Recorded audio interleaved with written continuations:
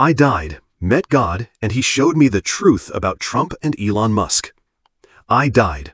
My heart stopped for 2 minutes and 19 seconds. And in that darkness, I encountered a radiant being. He said, "You must return, because the world has not yet been told the truth about those in power." What I saw, no one ever taught me to believe. It wasn't in any textbook, and it certainly wasn't what I expected to find at the edge of life and death. Have you ever wondered what you'd see if, one day, your brain shut down, your heart stopped, and your soul left your body? Would it be darkness, light, memories, or a truth no one has dared to speak? I used to be a satellite engineer, working for a major contractor on one of SpaceX's subprojects. I met Elon Musk twice, shook his hand once, and even witnessed him argue directly with a senior White House official. I was the kind of man who worshipped data, lived by logic, and believed in technology with all my heart. God? The afterlife? A soul? I used to think those were fairy tales for the weak, something people told themselves to feel safe. But then, I was the one who fell, right in the middle of an ordinary afternoon. It was a sudden heart attack that dropped me to the office floor. I don't even remember the pain. I just remember falling, not the way gravity pulls you down, but falling into silence. Into a white space. There was no sound, no body, not even a sense of me. I only knew I existed, purely, weightlessly, without form. And in that void, I heard the first voice. It didn't speak with sound. It pierced straight into my mind like a beam of light, cutting through every excuse, every wall of doubt I had ever built. "Are you ready to see the truth the world has forgotten?" the voice asked me. I didn't answer with words, but my soul nodded. Or maybe I simply let go. In that moment, a field of light opened up before me like a cosmic screen. I saw pieces of my life unfold. My trembling hand reaching for a satellite control panel for the first time. My mother's eyes brimming with tears when I received my scholarship to study abroad. My footsteps echoing through the halls of SpaceX headquarters as if I were walking inside humanity's dream. But then the vision changed. Have you ever wondered what God would show you if your soul had just a few minutes to witness the hidden side of the world? Not heaven, not hell, but this very earth seen through the eyes of an all-knowing presence? I never expected that, but it happened.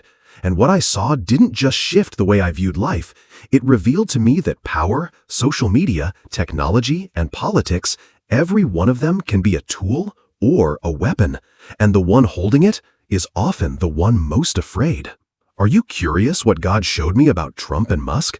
What hidden truth lies behind their explosive tweets, truth no one dares to say aloud? If you've ever wondered why two men who once stood as allies now seem bent on destroying each other, I used to think I was important. Not the kind of important that gets you on TV or in the headlines, but the quiet kind. The kind whose name appears in internal personnel lists, whose ID is tied to satellites, devices, and classified projects. The kind of person you'd never know unless you needed to know. But if you did, you'd realize I had stood closer to the line between technology and politics than most would ever imagine. I was a satellite engineer, graduated from MIT, started at Boeing, later transferred to a subsidiary under Musk's conglomerate. I never idolized Elon. I admired him the way a software engineer might admire a flawless piece of code, a machine that speaks, never tires, never compromises. But I also saw him in moments of quiet. I saw him nod ever so slightly when a senator called Tesla the green hope of our time. And just a few days later, he tweeted, "Government is the machine that kills innovation." I once stood backstage during a private meeting between top tech leaders and the White House. Trump walked in with no microphone, no aide to introduce him. He didn't enter the room, he arrived, as if the world had been waiting for him all morning. The way he looked around, every face in that room felt like an audience in a reality show where he was the unreplaceable star. Elon sat across from him, still scrolling on his tablet, not making eye contact with anyone. He said only one sentence: "We need to clean up the government, not clean out the dream." I stood there, silent, but my heart was racing, because I knew I was witnessing two men unlike anyone I'd ever met. One was electricity, the other fire. One was the future, the other a storm. And in that moment, they were on the same side. I used to believe the world would change not through war or protest, but through AI, through satellites delivering global internet, through smart legislation that make governments run like startups. I truly believed that if men like Trump and Musk ever joined hands, the world would evolve. But what I didn't realize is that they never joined hands. They simply hadn't punched each other yet. Then things began to crack. Not loudly, no alarms, just like a thin wire beginning to smoke. Meetings canceled at the last minute, strange posts on X, avoided eye contact, phone calls that cut off mid-sentence. And then one day, a tweet exploded. Elon called Trump's new legislation systemic disgust. Trump fired back. Elon's lost it. I gave him everything. Now he bites the hand that fed him. At the time, I was still a small name, but I felt like I was standing next to a fault line as deep as the ocean floor. Something was shifting, a tectonic tremor of trust. And for someone who had always believed in logic, I began to feel fear. Not fear that the world might descend into chaos, but fear that the egos of powerful men, once triggered, can't be reprogrammed. And when they explode, no satellite in space is far enough to escape the fallout. What I didn't know then was that just one afternoon later, I would be clinically dead. And the irony of it all, I had to die to finally see what it means to live. A kind of life none of them, not the president, not the billionaire, had ever truly touched. Do you think power and soul can live in the same body? God showed me the answer, and I'm going to tell you, because that was the moment I met him, and he showed me what no one else dares to see. I don't remember the moment my heart stopped, but I remember with absolute clarity the moment I realized I was no longer a body. It wasn't a dream, it wasn't a hallucination, and it was nothing like any experience I'd ever had through VR, EEG monitoring, or neural simulations. It was so real I didn't need to prove it. The very idea of proof no longer existed. I simply knew I was, as a stream of pure awareness. No limits, no pain, no gravity, no time. I was no longer me, and yet I fully knew that I was. There was a light in the distance, not blinding, not cold, not burning, but warm like an embrace, gentle like a mother's hand resting on your forehead when you're sick. This light didn't shine with beams, it radiated a feeling. It called to me, not with words, but with longing, as if I had once been there, as if I had once belonged to it, as if I had once been part of it. And I moved toward it not by walking, not by willing, but by a gentle pull that no part of me could resist. When I reached that realm of light, I didn't see a face or a form. There was no throne, no angels, but I knew he was there, a presence greater than any definition I'd ever studied. And then he spoke, not with a mouth, but with a frequency that touched the deepest part of my soul. He asked, "What have you lived for?" I wanted to answer, but I had no words. All the things I had once been proud of, my degrees, my patents, my contracts, my technology, suddenly fell away like brittle leaves in the wind. I was left bare. And in that emptiness, he showed me something. A veil lifted, not to some surreal vision or mythical dream, but to a reality, a different reality, a higher perspective. I saw Earth, not from a satellite, but as if a child were holding a globe in their hands. I saw millions of people, living, arguing, liking, sharing, rejoicing, and raging. And then I saw two lights, flickering like twin pillars of fire swaying before a storm. One was Donald Trump, the other, Elon Musk. And God let me see them not as a president, not as a billionaire, but as two souls, confused, wrestling, trying desperately to hold on to what they believed was theirs, power. I saw Trump in the Oval Office, standing before a glowing screen, scrolling through lines of criticism, his face flushed red. I saw his anger, but behind it, I saw pain. I saw Musk at SpaceX headquarters, staring at a Tesla stock chart plunging vertically, his eyes unblinking, his heart like stone. I saw them as former allies, once speaking words of trust, promising to change the world. And then I saw them turn on each other, all because of one thing. The ego, when not nurtured properly, becomes a monster. I saw every tweet, every meeting, every private phone call. Words that seemed strategic, but were just reflexes, instinctive reactions from two men afraid of being forgotten. And then God spoke. They don't hate each other. They fear each other, because each one sees in the other what he once craved most, recognition. And then he asked me, if you had everything they had, what would you do differently? I didn't know. I truly didn't know. I saw that I too had looked down on others. I too had wanted to rise higher.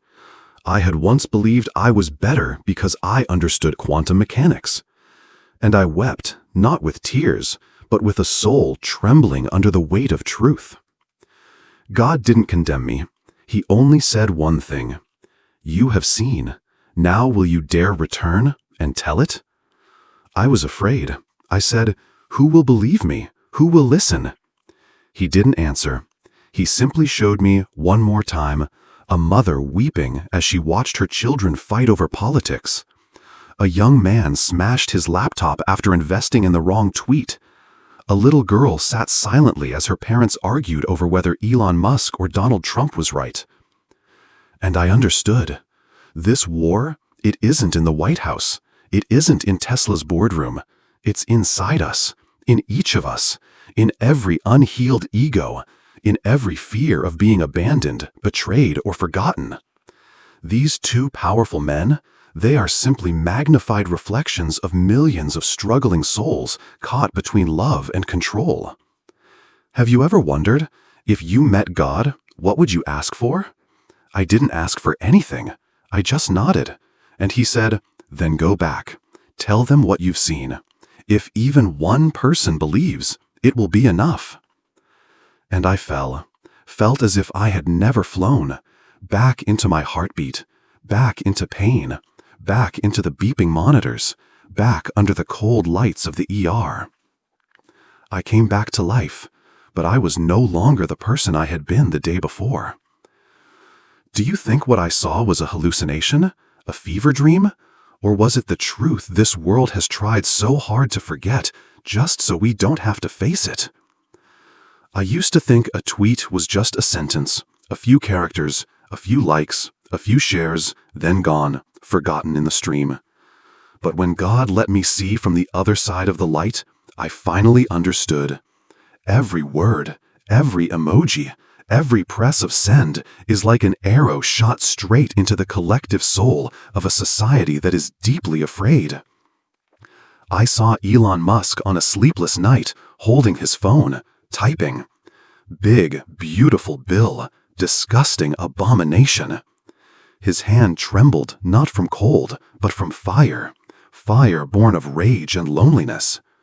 Behind the calm exterior, behind the image of a tireless genius, was still a boy who had once been bullied, now trying to prove he was stronger than any political system. I saw Donald Trump read that tweet. He stared at it for 3 seconds. Then he stood up and walked straight into the meeting room. He wasn't angry because he was insulted. He was angry because he felt betrayed.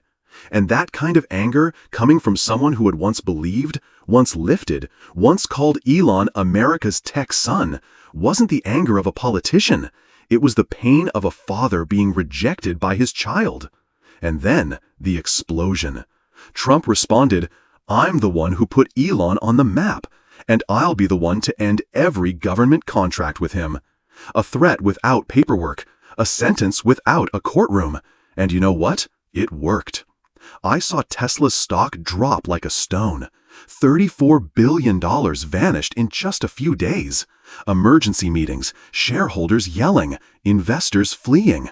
I saw Elon sit in silence, watching the numbers, the same ones he had built with sweat and insanity, collapse in front of him.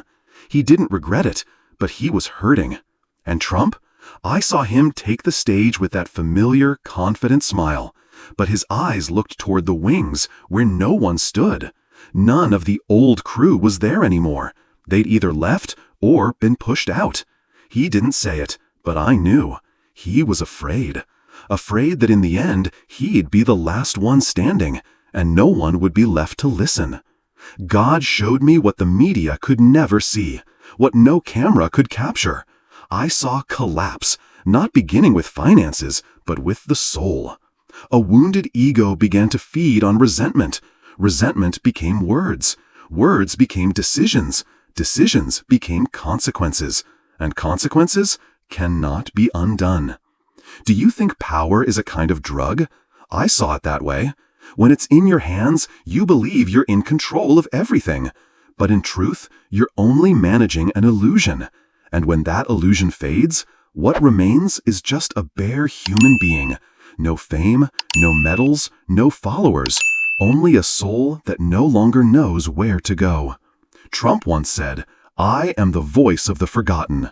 Musk once declared, "I will take humanity off this planet." But in the end, they dragged each other into the mud, simply because neither one was willing to let go first. I saw it all.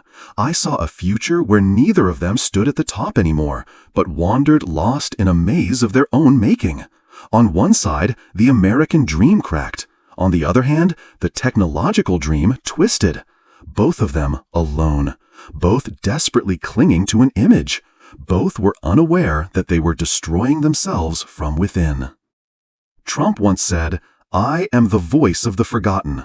Musk once declared, "I will take humanity off this planet." But in the end, they dragged each other into the mud, simply because neither one was willing to let go first. I saw it all. I saw a future where neither of them stood at the top anymore, but wandered lost in a maze of their own making. On one side, the American dream cracked. On the other hand, the technological dream twisted. Both of them alone. Both desperately clinging to an image. Both were unaware that they were destroying themselves from within. Have you ever been so angry at someone that you wanted to erase them from your life? So were they. The only difference is they had the power to do it. But power without awakening will always lead to ashes. In the next part, I'll share with you the most painful vision God showed me. A future where no one is willing to forgive, and souls begin to die long before their bodies do. This is the abyss of power, and I had to look straight into it. God didn't take me to heaven. He didn't cast me into hell. He took me to the bottom. And the bottom wasn't beneath my feet, it was inside me. A depth with no shape, no borders, no screams like people imagine hell to be. It was quiet. Quiet like a still lake at midnight. But that silence didn't bring peace. It suffocated me. Because in that place, I had no emotions, no thoughts. No one called my name. I no longer knew what I was. I didn't fall because I was punished. I fell because I had seen too much, and my soul could no longer bear the weight of those truths. I saw the future. A future where if Trump and Musk don't stop, if they keep attacking, blaming, denying, the world will polarize so deeply that there will be no common ground left to connect us. I saw America split in two. One side worships Trump as a savior, the other Musk as a prophet. They no longer debated, they fought, not with weapons, but with ideology. With hatred so dense it made nuclear fire look mild. And the worst part? They believed they were right. I saw children growing up believing the world was a trench where you either worship someone or you're the enemy. I saw the internet become a battlefield of division, where truth no longer held value and loyalty was the only currency. I saw both Trump and Musk grow old, but not fulfilled. One is watching his legacy buried under senseless verbal wars. The other was watching his technologies twisted to monitor, control, and manipulate the human mind. No one won, because there's no victory in a war where every side is busy destroying itself. Then God asked me, "What do you want to do?" I didn't answer, because I didn't know what I could do. I was just a small person, a nameless engineer, a soul freshly fallen from its body. I wanted to say, "I'm not strong enough." But God didn't wait for me to speak. He brought me to a place, a space, so white, so vast, that only one question hung there, suspended in the air. If you return, will you dare to tell what you've seen? I hesitated. Not because I was afraid, but because I didn't believe anyone would listen. People are busy. People are tired. People are obsessed with winning. They no longer have time for truth, especially not a truth that comes from someone who just died and came back. I said, "They'll think I'm crazy. They'll laugh at me." And God replied, They laughed at those who carried the light, but the light has never needed a crowd. I collapsed, not physically, but I knew my soul was kneeling. For the first time, I no longer wanted to prove anything. I no longer wanted control. I only wanted to be used. If my soul could be a vessel for a message, then I was willing to return, not to be famous, but to be a witness. And he said, "Then go back. But remember, you do not have the right to impose. You only have the right to tell." In that very moment, I felt myself being pulled away, a swirling force, gentle as wind, fierce as a storm. I didn't see light anymore, only darkness. Then the beep of a heart monitor. Then someone shouted, "He's back! We've got a pulse!" I had returned, but I was no longer the same. Have you ever asked yourself, if you were given a second chance, what would you do differently? If you were handed a truth no one dared to speak, would you dare to speak it? I opened my eyes. White lights, the ceiling of the emergency room, the sterile scent of antiseptic. My heartbeat thudded like a knock echoing from the other side of the veil. I don't remember exactly how long I'd been conscious, but I remember the first face I saw was a nurse. Her eyes didn't look at me like I was a miracle. They looked at me like I was someone who had come back from the dead, someone who had crossed over and returned. The doctors told me I had been clinically dead for nearly 2.5 minutes. No brain damage, a heart that had come back in ways they couldn't explain. They said I was lucky, but I knew there was no such thing as luck. Every second, every image, every word from God had a purpose. I wasn't brought back to carry on like before. I was brought back to tell. I had seen Elon Musk, not as a CEO, but as a wounded soul. And I could no longer keep working inside a machine I now knew was out of rhythm. So I began to write, not to preach, but to recount what I saw, what God asked me, what He showed me. I wrote on an anonymous blog. The title was only 3 words: I was dead. At first, only a handful of people read it. Some called me insane. A few said I was faking it for attention. Others lashed out for daring to mention Trump and Musk in the same spiritual breath. But then one person messaged me, then another, then 10, then hundreds. They said, "I don't believe you, but I can't stop reading." One woman wrote, "I had been begging God for a sign, and I came across your post on the day I was planning to take my life. I didn't start a church. I didn't ask for donations. I didn't try to convert anyone. I just told the truth. One piece each week. Every time I wrote, it wasn't from intellect. It came from the trembling of a man who had known death, had stood in the light, and had been handed a mission too sacred to name out loud. I didn't care who believed me or who mocked me. I only cared about one thing. Did what I share reach someone's soul?" You might be asking, but what about Trump? What about Elon Musk? Do they know? I'm not sure, but one day I received an email from an anonymous sender. The subject line said only this: "He saw you." The body of the message was empty, except for one link. It led to my latest post, and the very first share came from a hidden account. I didn't look for proof. I didn't need confirmation, because I knew light doesn't need someone to defend it. It only needs someone willing to keep it alive. You can come back to life, but not everyone who comes back dares to live differently. I don't know who you are. I don't know where you're sitting right now, what country you're in, how old you are, who you believe in, or who you're fighting against.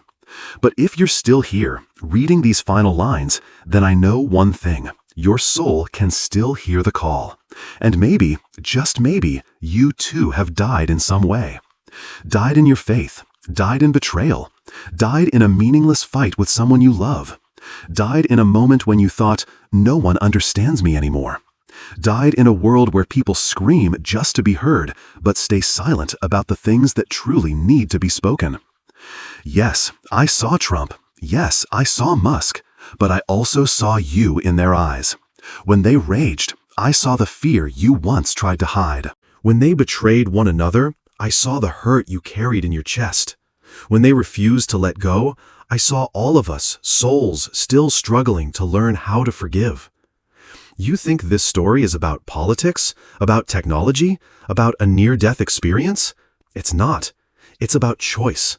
The choice between holding on to anger and choosing to heal, between clinging and letting go, between needing to be right or staying silent long enough to hear what's truly right. I died. I saw the light. And I was asked, if you come back, will you dare to tell the world what you've seen? And I did. Not to convince, but to witness. Not so that you'll believe me, but so that you'll ask yourself, what would I choose if I had come back? I'm not someone special. I'm just a mirror that was wiped clean by a near-death experience. What you see in me might be what you've been searching for within yourself. Forgiveness, truth, life. You can forget me. You can scroll past this video like 1,000 others. But if there's one sentence I hope you hold on to, let it be this. When you choose to understand instead of react, you're saving a soul, and it might be your own.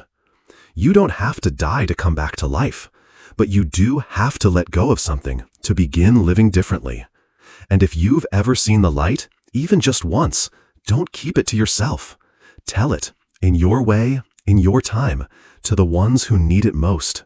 Because maybe you are the next one chosen to tell a story this world isn't ready to hear, but desperately needs to.